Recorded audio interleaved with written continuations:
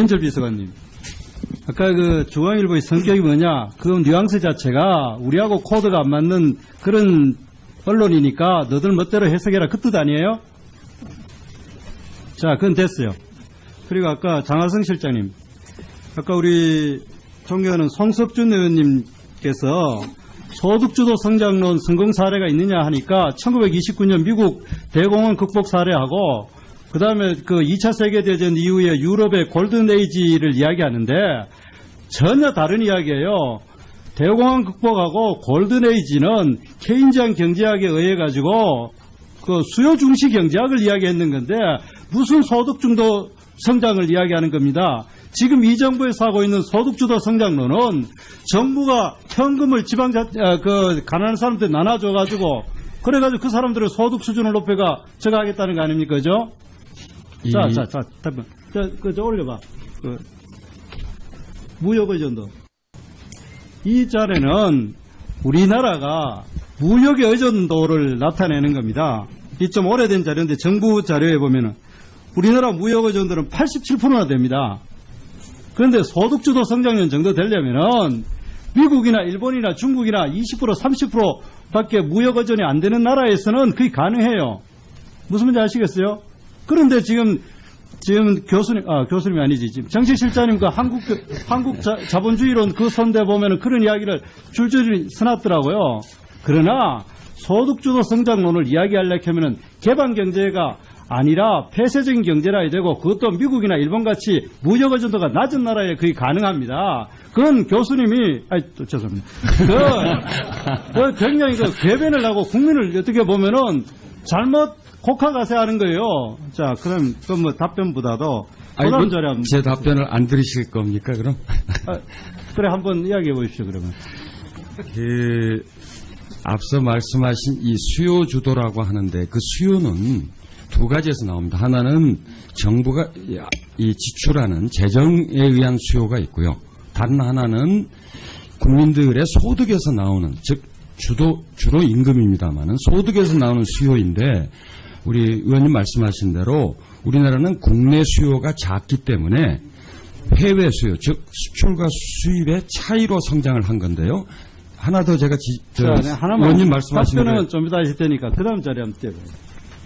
이거 보면은 우리 국회에서 그 예산 정책처에서 낸 자료인데 재정 승수 효과가 어디게 높으냐를 이야기하는 거예요. 이 정부는 이렇게 이제 복지 현금 나눠주는 예산을 어디서 하느냐 그 SOC 처리가 하겠다고 이제 총리도 이야기했고 지금 서울시도 그렇게 하고 있지 않습니까? 그런데 이 자료에 보면은 구체적인 자료 멀리서 안 보이지만은 기본적인 거는 교통 물류나 국토 및 지역개발 이런 쪽에는 재정 승수 굉장히 높고 이 일자리 창출 효과, 그러니까 고용 승수 효과가 굉장히 높아요. 그런데 실제로 이 정부가 추진하고 있는 사회복지는 이 재정 승수 효과나 고용 승수 효과가 굉장히 낮은 겁니다. 그래서 정부가 예산을 나눠줘가지고 하는 것 자체가 한계가 있는 거예요. 그렇게 SOC 사업을 원래 지금 아까 실장님 이야기한 거는 미국의 대공황을 극복하거나 유럽에서 한 거는 근본위제를 포기하고, 그죠? 그 다음에 정부가 돈을 막 찍어내가지고 전체적으로 총 유효 수요를 늘려가지고 극복한 사례지, 실제 이 정부가 제대로 된 정책의 사례라고 이야기한다면 그리스나, 그죠? 그 다음 아르헨티나나, 베네수엘라 이런 나라에 같이 그런 나라가 바로 두 가지 했지 않습니까? 이제까지 이제 그리스, 베네수엘라, 아르헨티나 두 가지 특징이 뭐냐면은 공무원 숫자를 엄청나게 늘린 거 하고 현금 막 나눠주는 거. 그리고 아까 지금 실장님 하고 싶은 이야기 그거 아닙니까? 정부가 나눠준 것도 있지만 민간에서 이 유효수요를 늘려야 된다. 그런데 그렇게 하려고 하면은 민간 일자리를 늘리려고 하면은 이 산업의 산업별 구조 조정이나 신성장 동력을 찾기 위해 가지고 규제 완화를 하거나 특히 우리가 지금 강성노조 때문에 기업들이 어려워하지 않습니까? 그런 구조조정은 하나도 하지 않고 그리고 또 SOC를 줄여가지고 차라리 정부가 돈을 막 찍어내가지고 돈을 풀면은 그건 또 어떻게 보면 소득주도 성장률 미국 대공황 극복한 사례가 해당돼요. 그런데 이 정부가 하고 있는 건 오로지 현금을 잘 사는 사람한테 받아내고 SOC 사업을 줄여가지고 그다음 막 나눠주는 그런 정책은 소득주도 성장이 아니고 교수님이 실장님 이야기한 그 책에서 나오는 이야기도 꼭 그런 게 아니잖아요. 이렇게 정권이 이렇게 새로 출발했다고 해서 그렇게 국민을 어떻게 보면은 제가 보기에는 좀 표현이 아니다만은 속이는 얘기라고 저는 생각을 합니다. 답변 그래서 우리 실장 드리겠습니다. 간단하게 답변하세요. 예. 네. 국민을 속인다는 표현은 좀 과하신 것 같고요. 일일이 하나하나에 대해서 다 말씀을 드리지 않겠습니다만 그리스나 유럽의 남유럽 국가의 경우에나 남미 국가에 비교하는 건 적절치 않은 게 우리나라의 지금 사회복지 예산의 지출 규모가 GDP 대비 OECD 중에서 최하입니다. 그렇기 때문에 전체 재정이나 경제 규모에 비추었을 때 한국의 사회복지 예산이 국가재정이나 또는 경제를 망칠 정도의 수준은 아니다. 이런 말씀을 그냥 간단히 드리고요. 다른 하나는 수출 당연히 중요하고 의원님 말씀하신 산업구조 변화 우리가 일으켜야 됩니다. 그런데 국내 수요가 전체 성장 경제 규모에서 국내 수요가 차지하는 비중이 OECD 국가 중에서 한국이 최하위권입니다. 가장 꼴찌이거나 밑에서 한 두세 번째이기 때문에 우리가 수출을 중요시하고 또 산업구조, 미래성장 만들어야 되지만 역시 국민들의 삶과 관련된 국내 소득에 의한 수요 창출도 해야 된다. 저렇게 생각합니다. 하나 말씀해 주신 그 부분들은 저희들도 당연히 국가 재정 건전성이나 미래 성장의 동력을 만들기 위한 부분에서 고민을 같이 하고 있습니다. 고맙습니다. 네. 수고했습니다. 다음 더민주의 위성권 의원 질의 주시기 바랍니다. 예, 제주 서귀포의 위성권 의원입니다. 문재인 정부는 국민이 세운 정부라고 저는 생각합니다. 국민이 부패하고 불의한 정권을 무너뜨리고 끌어내리고 정의로운 정부, 국민들을 위해서 일하는 정부를 새로 세운 정부라고 저는 생각합니다. 그렇기 때문에 그 일을 하고 계시는 우리 청와대의 비서실장을 비롯해서 간부들은 막중한 책임의식을 갖고 일을 해야 된다고 저는 생각합니다. 그러면서 질문을 드리겠습니다. 앞서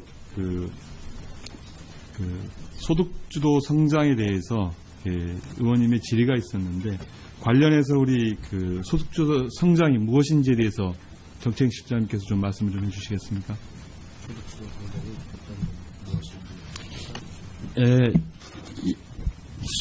결국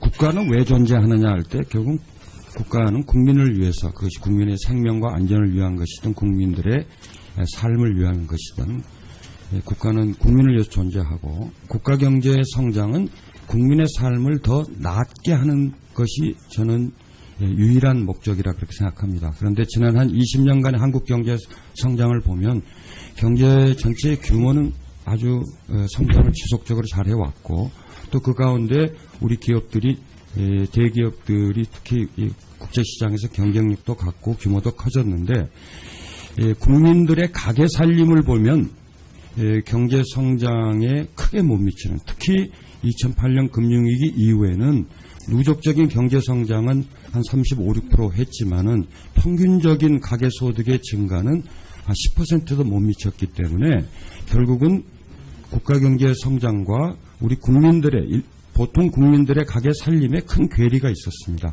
그것이 최근에 와서는 우리의 성장을 오히려 갉아먹는 다시 말하면 성장 동력을 약화시키는 요인으로 작용을 하고 있기 때문에 국민 소득주도 성장이라고 하는 것은 우리가 유효수요, 국내 유효수요를 창출해서 성장을 이루어내겠다 하는 측면도 있고요. 다른 한 측면으로는 국가경제가 성장하면 일반 국민들의 가계의 삶도 함께 나아져야 된다는 국가경제의 본질적 목적에 부합하는 것으로 저는 이해하고 있습니다. 예. 공무원 수만 늘리고 현금을 나눠주는 정책이 아닌 거죠? 공무원 수를 저희들이 늘리게 된 부분은 국민들의 생명과 안전과 관련된 특히 보건이나 안전에 관련된 인력을 지난 추경에도 늘렸다는 건 의원님들께서 잘 아실 거라고 저는 생각을 합니다. 그것만이 소득주도 성장이 될 수는 없는 거죠. 뭐 그런 지적을 하셔서 묻는 거고요. 저 또한 마찬가지로 그렇게 생각을 합니다. 국민들의 삶이 넉넉해져야 사실은 우리 사회가 발전할 수 있다 이렇게 생각을 하는데 아직까지는 그러고 있지 못한 것에 대해서 동의를 하고요. 하나만 우리 이제 비서실장님께 묻겠습니다.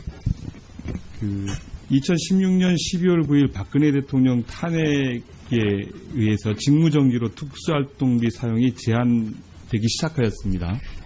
이에 따라서 청와대 특수활동비는 금액의 과소를 떠나서 연말에 불용 처리돼야 하는 것이 상식적인 추론인데 이에 대한 결산 자료가 전혀 없는 것으로 알고 있습니다. 그렇죠? 예, 구체적 내역은 특수활동비는 또 원래 구체적 내역을 보고드리지 않는 것이 관행이긴 합니다만 저희조차도 파악하기 어려운 건 사실입니다. 예, 그렇더라도 누구에게 지급되었는지 정도는 남겨져야 되는 게 물론입니다. 네. 예. 저희들도 감사원 지침에 따라서 그런 점을 내부적으로는 원칙과 이 원칙을 투명하게 하고 있습니다. 예, 17년 5월 모 방송에서는 청와대 특수활동비 35억 원을 탄핵 기간 중이던 박근혜가 사용했는지, 황교안 대행이 사용했는지, 한광욱 비서실장이 사용했는지에 대해서 서로 책임을 떠넘기고 있는 것이 기록을 남겨있지 않기 때문에 그런 거죠. 네, 현재로서 확인할 수가 없습니다. 그 문제를 해결하기 위해서는 앞으로 다시 감사를 해야 되나요? 어떤 절차가 가능한 건지 확인해 보겠습니다. 예.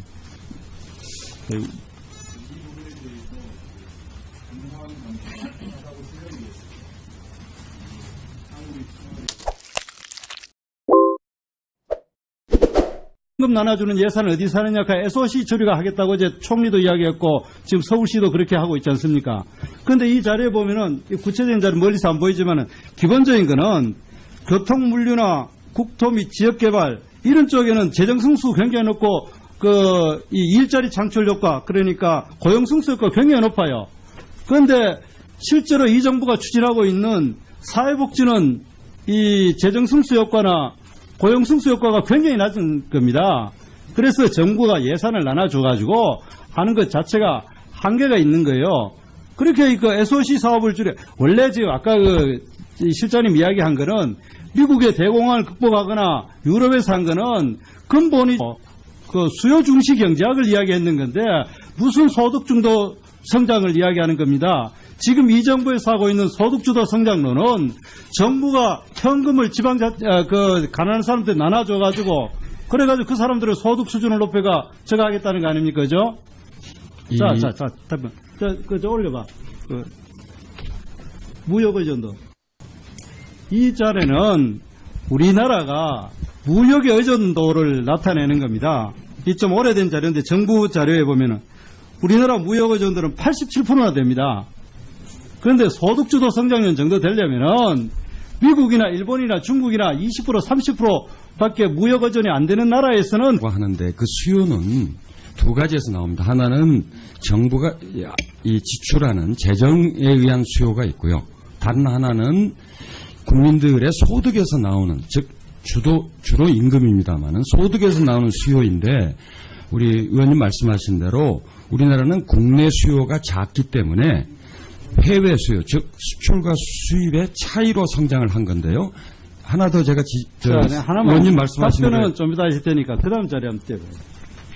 이거 보면은 우리 국회에서 예산 정책처에서 낸 자료인데 재정 승수 효과가 어디게 높으냐를 이야기하는 거예요. 이 정부는 이렇게 이제 복지 형편이 가능해요. 무슨 말인지 아시겠어요? 그런데 지금 교수님이 아니지. 지금 정책실장님 한국 자본주의론 그 선대 보면은 그런 이야기를 줄줄이 써놨더라고요. 그러나 소득주도 성장론을 이야기하려고 하면은 개방경제가 아니라 폐쇄적인 경제라 해야 되고 그것도 미국이나 일본같이 무역 의존도가 낮은 나라에 거의 가능합니다. 그건 교수님이 죄송합니다. 굉장히 궤변을 하고 국민을 어떻게 보면은 잘못 국화 가세 하는 거예요. 자, 그럼 그 뭐 답변보다도 아니, 그다음 자료 제 답변을 안 들으실 겁니까, 그럼? 그래 한번 이야기해 보십시오. 그러면. 앞서 말씀하신 이 수요 주도라고